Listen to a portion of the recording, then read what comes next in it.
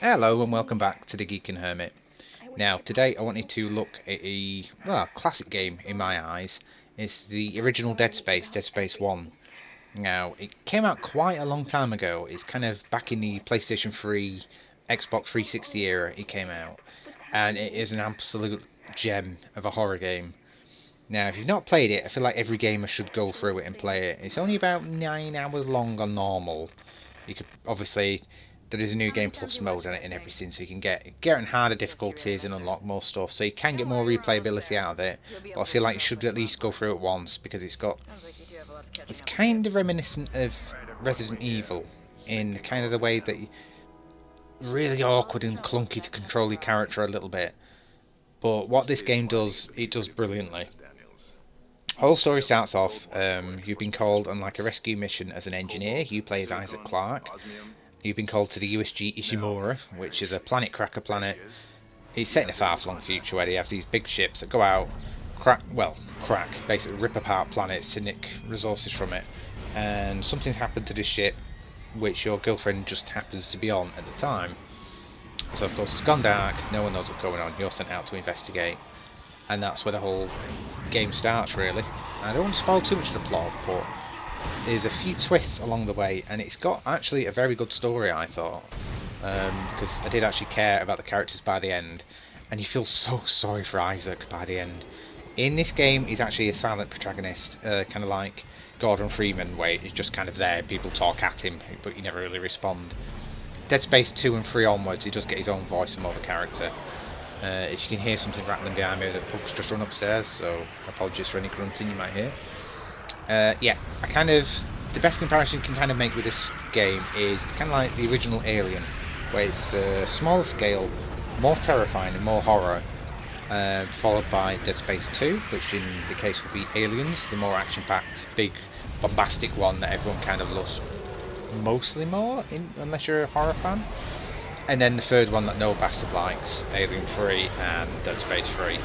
I'm going to do a video on each of them as I go along, so you'll see what I mean as it goes on. But yeah, this game, it's absolutely, I was pissing myself laughing. It's got ragdoll physics on it, and the whole premise of the game is you have to cut apart these necromorphs. You can't just shoot them in the head like you normally do. You kind of have to target the limbs and cut off their arms or legs, and you can actually cut their heads off. It's just about dismemberment to actually kill them, not just usual shoot them in the chest until they're dead. It's really good, but the ragdoll physics are really funny. I had a whale of a time just stamping on a human's head and then basically ripping his head and arms off and just kicking the head around the floor, and it's just really, it sounds really awful now, but I was just pissing myself laughing, and also then messing about throwing body bags. You can keep walking into them and then pushing them off the tram lines onto the tram tracks. Completely stupid, but I did find that funny. I love the ragdoll physics in this. But yeah, it's got anti-gravity areas in it where you have to go like proper 3D, and then kind of it's got a few puzzles thrown in there as well, which some of them are kind of difficult. Managed to do them all in the end without looking at any guides, but some of them I didn't quite understand, to be honest. And one thing that this game does have, which I think more games should have, is if you press the right stick in on a joypad. I'm not sure where it is on the keyboard because I'm playing this in Origin, but I always use a 360 pad. Pressing the right stick, it kind of points a line exactly where you've got to go, and I love that. If you ever get stuck or lost or confused, press that, boom, guideline tells you exactly where to go. Absolutely love it. You don't have to use it, but it's just there, because to be honest, the map in this I kind of found fiddly and never really used it because I couldn't get my head around it. There is a currency in this game that can kind of unlock, basically upgrades to your weapons and upgrade your suit, all that kind of stuff. But the main thing for me, the horror elements are absolutely brilliant. There's some real parts in it. If you play with headphones on late at night, it's really good. Even now, I mean, it looks dated, yeah, but get past that, it's a really good game underneath. I don't know what else to say about it really, without spoiling too much. Just as you go along, it's mainly about you and the two crew members. They keep doing video calls back and forth telling you to do this, do that, and there is some backtracking involved, which does get a little irritating towards the end, but you can kind of see just kind of padding it out a bit for time. But it's one of those old school classic games that you need to do.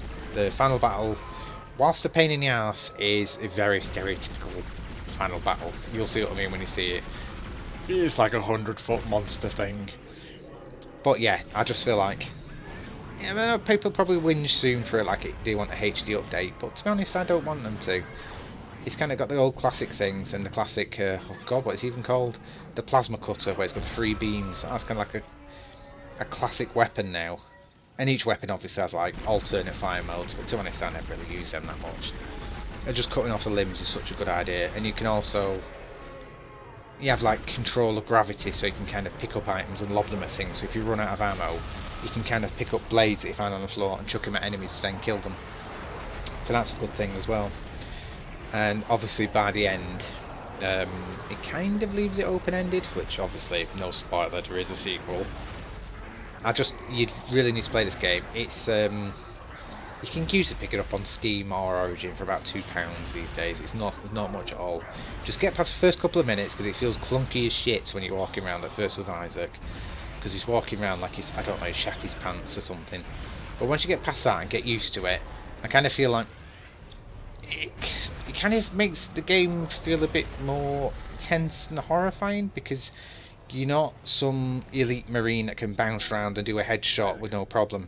You kind of feel clunky, awkward, and walking around, and you never feel like this ultra assassin that can just take down things. You feel like it is a struggle just trying to survive in this game sometimes. And God knows what it's like on the higher difficulties. I'm not going to try. I didn't have enough time clearing it on normal, so screw that shit. But yeah, any comments, please leave them below. But I just think it's one of those, if you want to class yourself as a gamer, I feel like everyone needs to experience this game. It is a classic. Yes, it's very old and looks very dated. Even if you just want to bomb through this to get onto Dead Space 2, which is my personal favourite because I love that game, just definitely play it. So yeah, thank you very much guys for watching. I shall see you next time. Goodbye.